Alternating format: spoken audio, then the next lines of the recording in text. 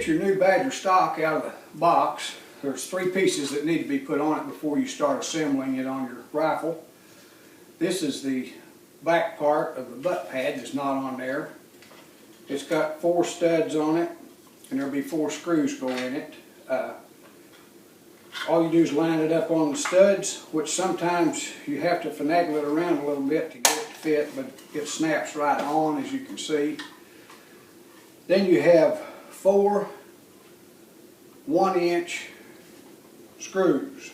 I always start, when I put mine in, on this bottom one, and that pulls it down tighter, so when you put your butt plate on, you've got a good snug fit there.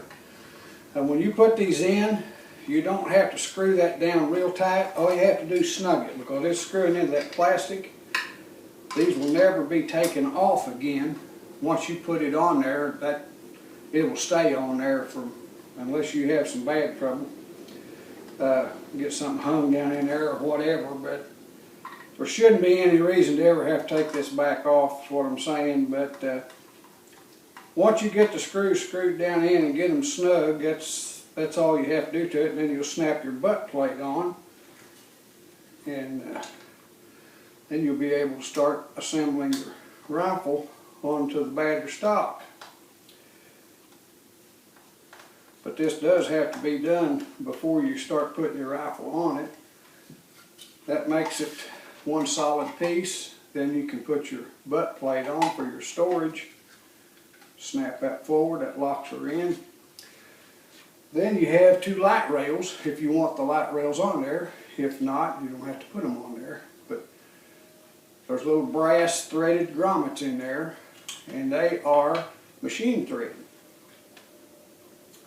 I have 1/2 inch machine thread screws. You line your holes up. I always start both these screws before I tighten either one of them down. Seems like it makes it easier to me.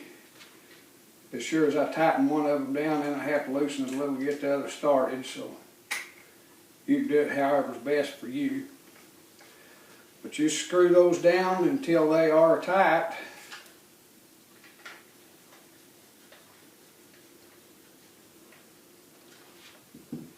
That puts your light rail on, and then you just do the same thing on the other side if you want both light rails on. Okay, the last thing you do is take your clip retainer, pick it up, slide it right down in there, take your machine thread screw, put it in, tighten it down until it stops. Then you can put your clip in if you're using a 795 or a clip-fed gun. You don't have to do this on a Model 60, but it does make it look a little cleaner whether you're using a clip or not. Then you're ready to start putting your gun on this new Badger stock. Makes you a nice short little bullpup design. One other thing I want to tell you, all these Marlin semi-automatic rifles are the same from here back basically. Your holes are the same.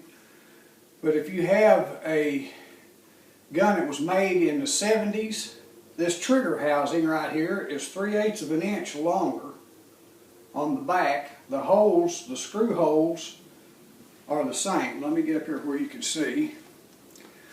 The screw holes are the same in these triggers, but this extends back 3/8 of an inch more. So if you're going to put one of your older rifles on there and use the older trigger out of it, you'll have to grind off about 3/8 of an inch of that trigger.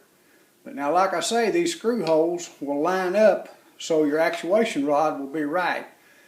You'll just have to take some off of the back of it if you have a really old rifle. That's the only difference, that's the only change they've made in these guns, is that's a little bit longer, and newer guns have the last shot hold open. So on your last shot it stays open. When you reload it, you push the button and it goes shut. Once again, before you do anything to a gun, the first thing you need to do is open it. Actually look down in the barrel and make sure there's no bullets in it, there's no bullets in your clip, and it is empty. Then you can proceed to taking it apart, cleaning it, or whatever you want. I'd like to show you how easy it is to change your Model 60 Marlin over and put it on a bullpup stock that I've designed. I call a Badger stock. You start out, you have 2 screws on these Model 60s that when you remove them, you can take your barrel action off of your stock. Take those 2 screws out and your barrel action will lift right off the stock. I'd like to show you something right now that you'll need to know a little later. This little tongue right here is what makes that gun go off. When you push that forward, it drops the hammer on your firing pin. The actuation rod we're going to put in here will have to set right against that. So when you pull the trigger, it will push the firing pin. So we've got this off, got our stock laid down. On the Model 60, there's a screw right in front of the trigger that also has to be removed before you can get your trigger mechanism out. Once you've done that, you have your trigger out. You take your Badger stock, remove this piece, set it down on the table. That will let your actuation rod come out. You take your actuation rod, have it pointing up, take your trigger, set your rod right down over it, and make sure it's flush with the top of your trigger. Take a screwdriver, just screw it down until it hits the trigger. It doesn't take much because it's screwing into polymer. It won't back off. That makes your rod work. Pick your Badger stock back up. Run it through right in front of the hand grip. You have a 3/4 inch screw that will go in the back.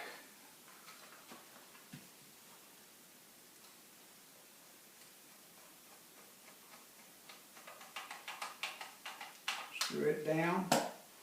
On the Model 60, it has a short trigger, you have a void up here. So you have a cover plate that will fill that hole. It will snap in also. Makes a good clean transition. You have little 1/2 inch flathead screws. One will go in the top and one will go in the front of the trigger guard.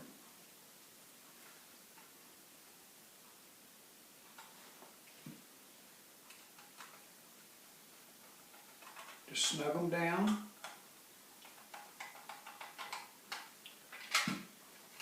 Okay, you take this piece that you just took out, which was holding the rod in to keep it from falling out, and you can see the front end of it is rounded. On the back end, it's squared. So the round end goes in the front. Stick it right back in there, push down on it, and that will latch it in. And that's how it should look when you get done. When you pull that trigger, it moves your rod. Come back, take your barreled action, set it down on the back of the stock, and roll it in.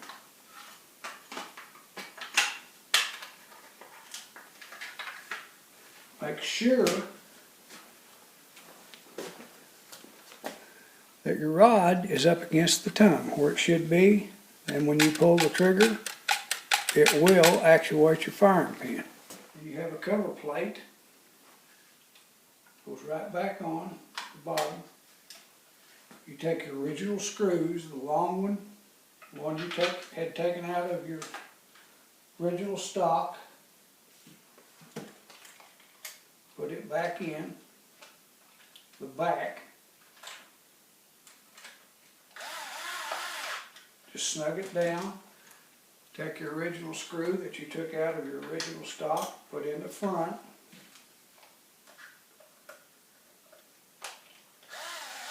Snug it down also.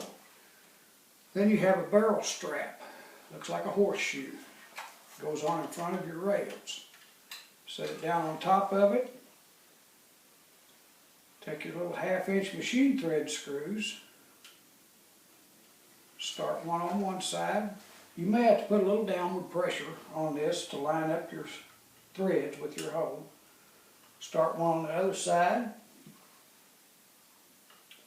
Once you get them both started, all you have to do once again is just snug them down. They don't have to be extremely tight.